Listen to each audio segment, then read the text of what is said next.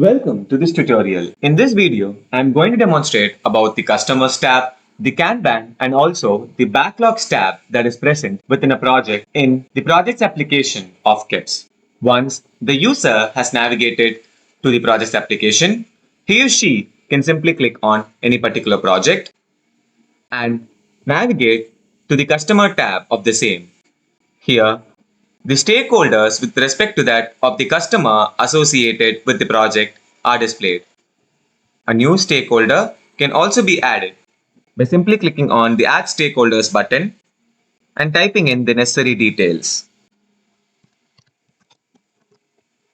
Type in their designation, email, phone number,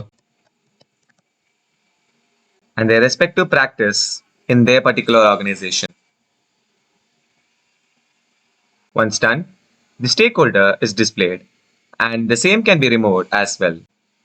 The user can navigate to the Kanban view in order to view all the CTAs that are present within a particular project that have been categorized under various sections. The user can apply filters and retrieve based on condition, based on the iteration, the status, the person that is assigned to, the total types, and also the team for which it is assigned.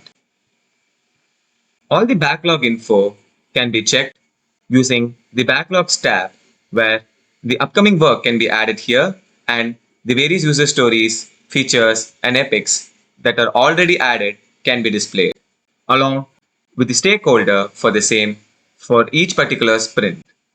The statuses can be changed, and also other details can be manipulated within the backlog section of the application.